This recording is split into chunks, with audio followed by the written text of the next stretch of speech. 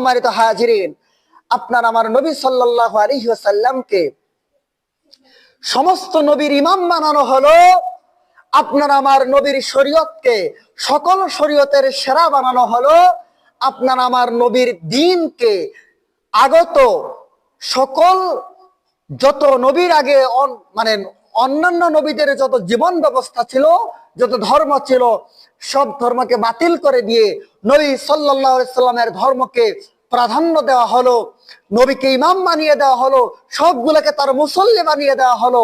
সম্মান এবং মর্যাদা কম দেওয়া হয়েছে না বেশি?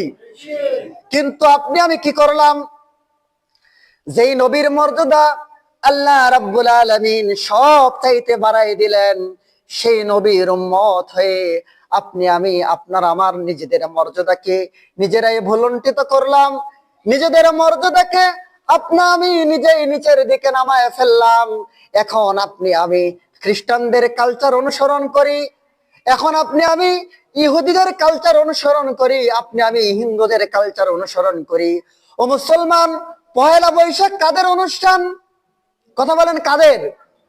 পয়লা বৈশাখ কাদের? 31st নাইট কাদের? খ্রিস্টানদের।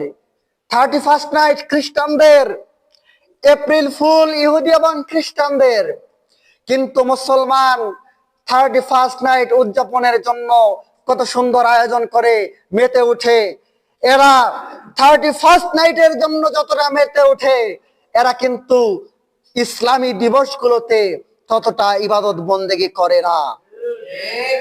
সম্মানিত হাজিরিন, আপনার আমার সামনে যদি শূকরের মাংস দেওয়া হয়, কোন মুসলমানের সন্তান কি শূকরের মাংস খাবে? কি বলবে? হারাম। কি বলবে?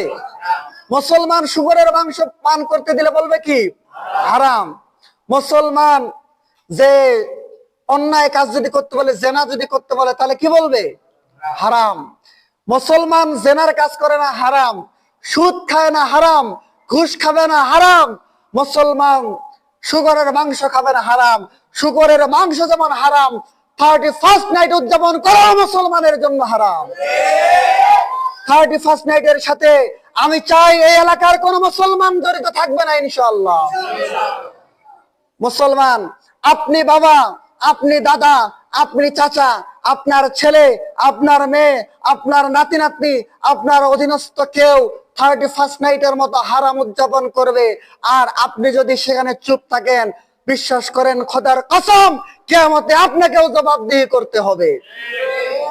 অতএব এখানে যারা আজকে হাজির আছেন, আপনাদেরকে আমি বলতে চাই, যদি আপনার সন্তান, আপনার অধীনস্থ কেউ 31st নাইটের উদযাপনে যায়, উদযাপন দেখতে যায়, আপনি বাধা দিবেন, বিরত রাখবেন। যদি বাধা দিয়ে বিরত রাখতে না পারেন, কিয়ামতে আল্লাহর আদালতে আপনাকেও আসামি হতে হবে। অতএব আপনারা আপনার সন্তানদেরকে ওই জায়গা থেকে বিরত রাখবেন তো ইনশাআল্লাহ?